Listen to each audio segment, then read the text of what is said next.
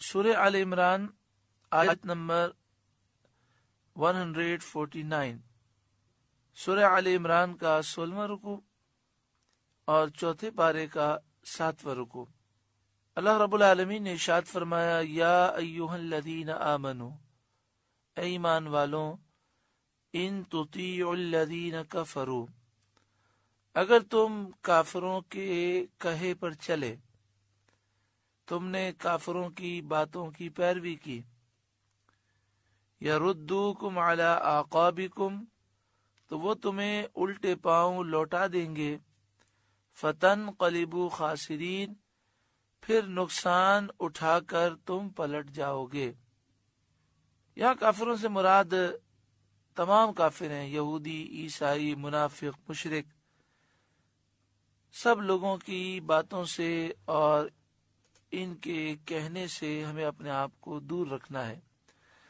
جو ان کی کہی ہوئی باتیں ہیں اس پر ہمیں عمل نہیں کرنا، ان کا کہنا نہیں ماننا، ورنہ یہ ہمیں کافر کر دیں گے، ہمیں بے دین بنا دیں گے۔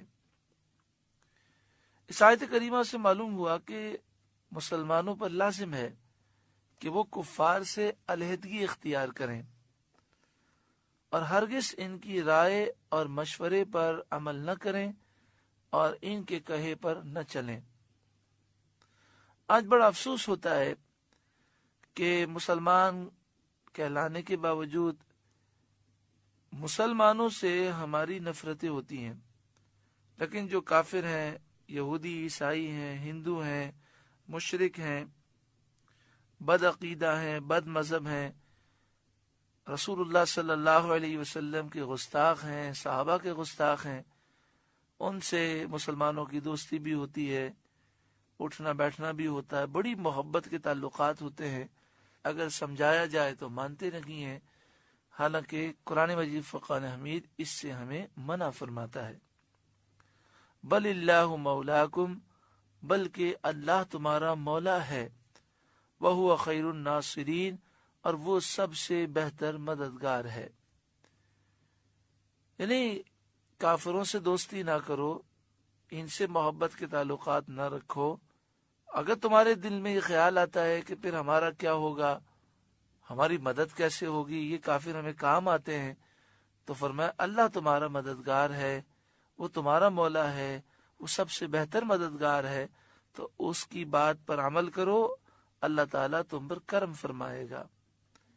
سنلقی فی قلوب الذین کفروا الرعب بما اشرکوا باللہ، ان قریب ہم کافروں کے دلوں میں رعب ڈالیں گے، بما اشرکوا باللہ، ما لم ینزل به سلطانا، اس وجہ سے کہ انہوں نے اللہ کے برابر ٹھہرایا اس چیز کو جس پر اللہ نے کوئی سند نہیں اتاری، یعنی اپنی مرضی سے انہوں نے غیر اللہ کو اللہ کے برابر ٹھہرا دیا۔ یہ جو مشرک ہیں، یہ جو کافر ہیں، ان کے دلوں میں اللہ تعالی مسلمانوں کے رعب کو داخل فرما دے گا۔ یہاں فرمایا سنلقی، ان قریب ہم ڈال دیں گے، اور پھر یہ رعب ڈال دیا گیا، اور آج تک کافروں کے دل میں مسلمانوں کا رعب داخل ہے۔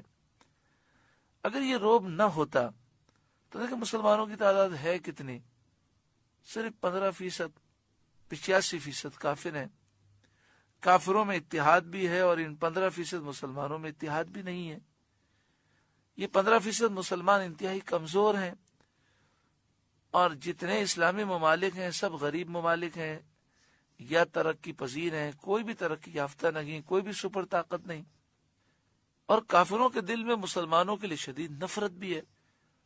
اگر ان کا بس چلتا تو یہ 15% مسلمانوں کو دنیا سے ختم کر دیتے، مگر اللہ تعالیٰ نے مسلمانوں کا رعب ان کے دلوں میں داخل فرما دیا ہے۔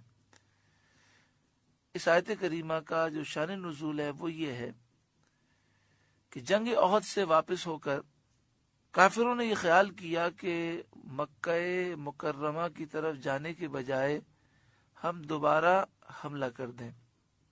غزوہ احد کا معرکہ احد شریف میں ہوا، احد سے فارغ ہو کر کافر مکے کی طرف بھاگے۔ پھر جب وہ آگے گئے تو ان کے دل میں خیال آیا کہ ہم سے بڑی غلطی ہو گئی، 70 مسلمان شہید ہو چکے تھے، باقی جو مسلمان تھے سب زخمی تھے، تو ہم نے بالکل مسلمانوں کو ختم کیوں نہ کیا۔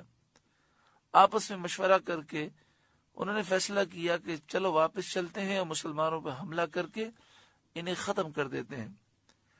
جب ان کا ارادہ پختہ ہو گیا تو اللہ تعالیٰ نے ان کے دلوں میں رعب ڈال دیا اور انہیں شدید خوف آ گیا، ان کے دل میں شدید خوف پیدا ہوا اور وہ مکہ مکرمہ کی طرف واپس بھاگ گئے۔ اگرچہ شان نزول اس کا یہ ہے اور یہ سبب ہے، لیکن اللہ تعالیٰ نے قیامت تک کے کافروں کے دلوں میں مسلمانوں کو رعب ڈال دیا۔ دنیا کے سارے کفار مسلمانوں سے ڈرتے ہیں اور اللہ کے فضل سے دین اسلام تمام دینوں پر غالب ہے۔ وَمَأْوَاهُمُ النَّارُ، اور ان کا ٹھکانہ جہنم ہے۔ وَبِئْسَ مَثْوَى الظَّالِمِينَ، اور کیا برا ٹھکانہ ظالموں کا۔